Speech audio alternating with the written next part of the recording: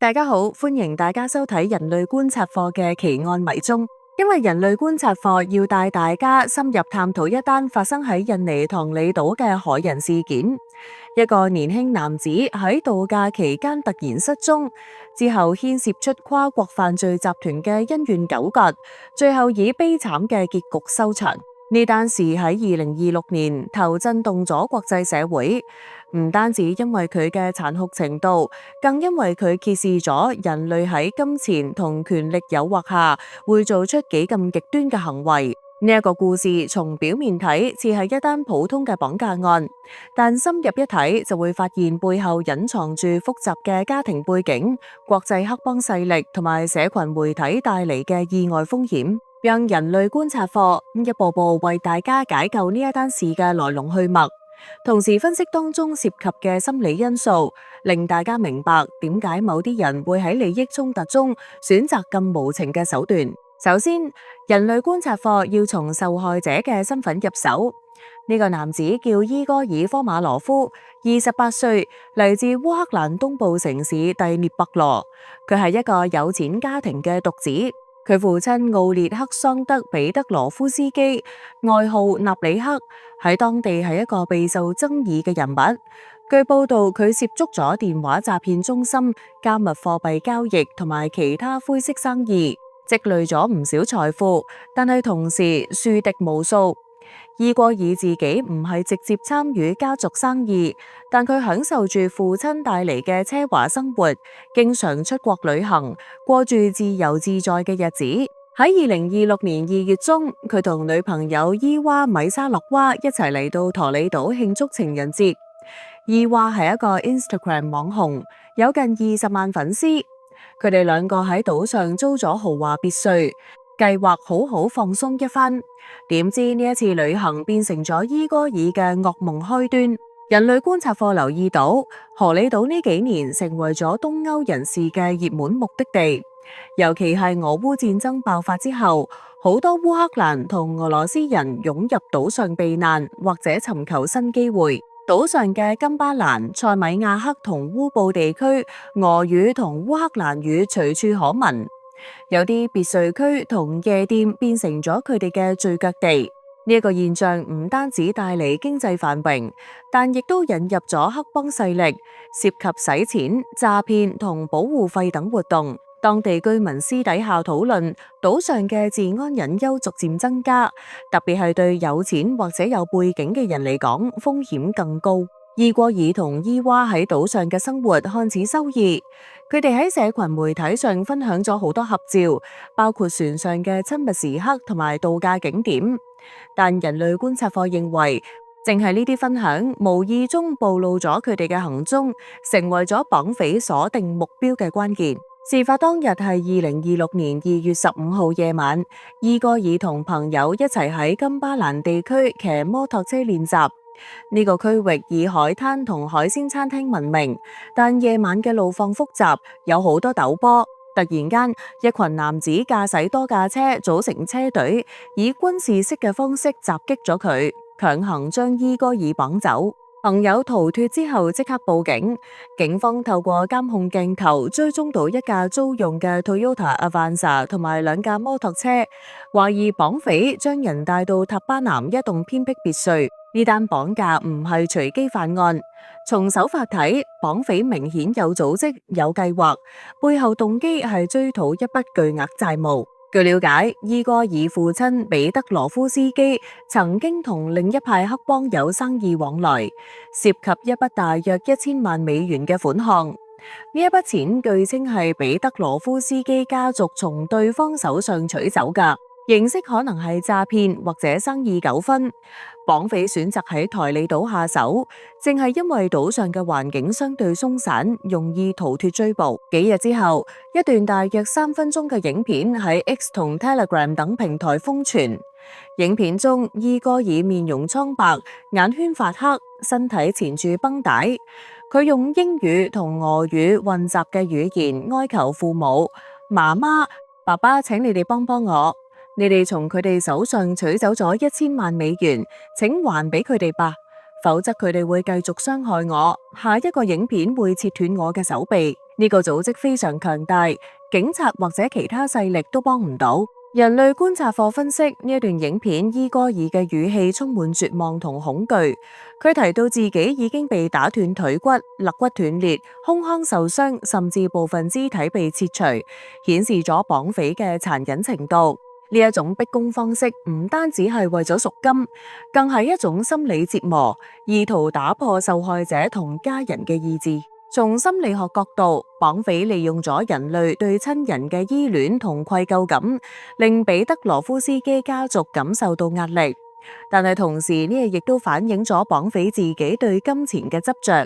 佢哋願意冒極大風險去追討呢筆錢，顯示咗貪婪如何驅使人跨越道德界線。可惜贖金最終冇支付到，傳聞彼得羅夫斯基拒絕回應或者無法籌措。2月26號至27號，當地居民喺吉安雅縣海特維爾海灘附近嘅沃河河口發現多塊嚴重腐爛嘅人體殘骸，包括頭部、右腿、上身碎片同內臟等。法醫初步估計，死者已經離世超過3日。透過殘骸上嘅刺青，包括羅馬數字同鐘錶圖案，比對出高度吻合伊戈爾嘅特質。之後 DNA 檢測同家人比對，確認咗呢啲殘骸屬於伊戈爾。呢單事被定性為綁架失敗後嘅報復性殺害，同分屍拋棄典型嘅黑幫式處理方式。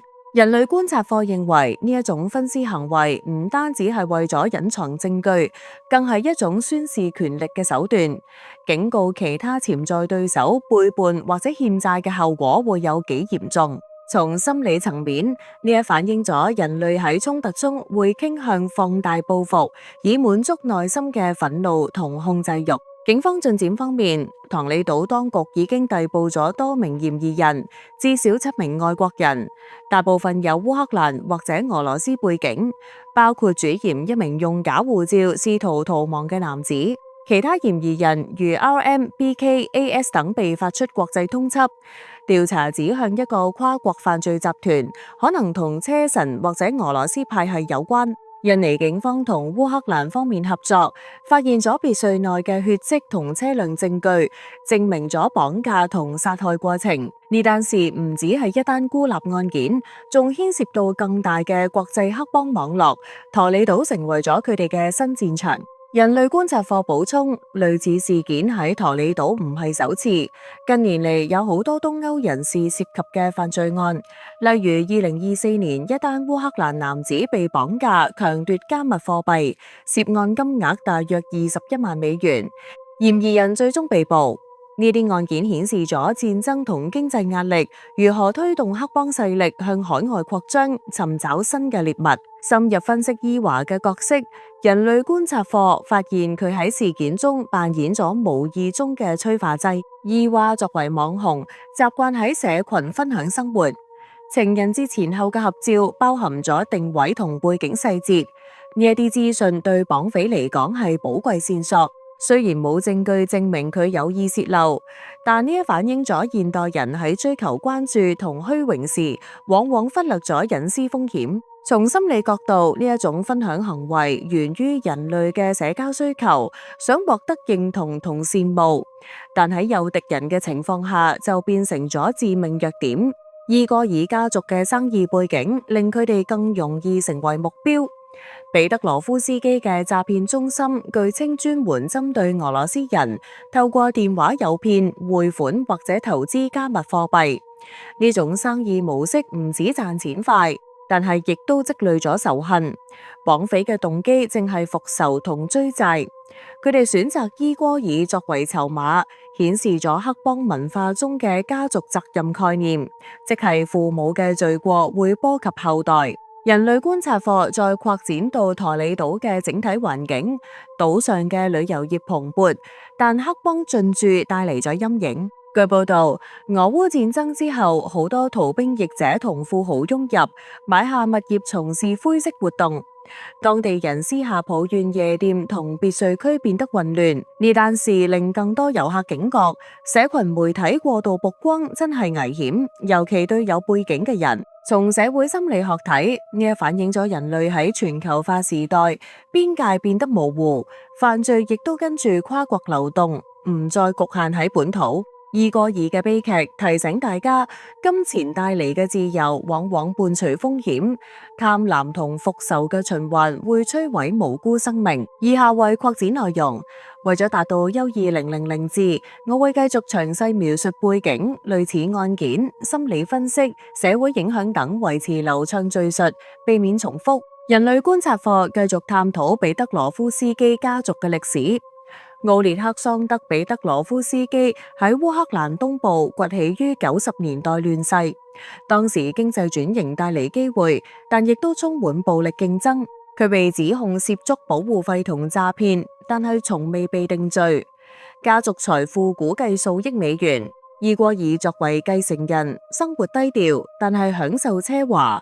呢一種對比反映咗第二代富豪嘅心理狀態，依賴父母，但想獨立，卻無法擺脫陰影。綁匪嘅選擇正係利用呢點攻擊若雲。再講到綁架手法，軍事式行動顯示綁匪有專業訓練，可能係前軍人或者僱傭兵。呢係東歐黑幫常見。影片傳播方式亦都精明，利用社群平台放大壓力。從心理學睇，呢係一種公開羞辱，迫使家人屈服。但彼得羅夫斯基嘅沉默，可能係出於自保或者懷疑影片真偽。呢一反映咗黑幫世界中嘅不信任文化，每個人都在計算風險。分屍嘅細節更令人震驚，殘骸散落河口，顯示綁匪冷血計算，選擇水域隱藏證據。但係刺青成為識別關鍵。伊戈爾嘅恐怖圖案複雜，像指個人故事。從心理角度，刺青往往係身份認同嘅表達，但係呢單事中變成咗悲劇標誌。人類觀察課認為呢一單事對荷里島旅遊業有影響。雖然對一般遊客安全，但令到高端客戶猶豫。社會層面揭示咗戰爭如何間接輸出犯罪。俄烏衝突令黑幫流亡海外，形成新勢力。心理分析部分，人類觀察課留意到貪婪驅使彼得羅夫斯基家族涉險生意，而綁匪嘅復仇源於被欺騙嘅憤怒。呢種情緒放大下，導致極端暴力。伊娃嘅分享則係現代人追求即時滿足嘅副產品，忽略長期後果。類似案件包括2024年烏克蘭男子被綁強奪加密貨幣，顯示模式相似。黑幫利用科技追蹤目標。另一單係俄羅斯富豪喺泰國失蹤後發現係恩怨殺害。人類觀察課為你帶嚟唔同嘅人類故事，分析人類種種嘅不同心理面貌，觀察人類不為人知嘅陰暗面。希望大家可以支持我哋嘅頻道，記得俾 like、分享、留言，當然仲要記得訂閱我哋嘅頻道啦。下期節目再見，拜拜。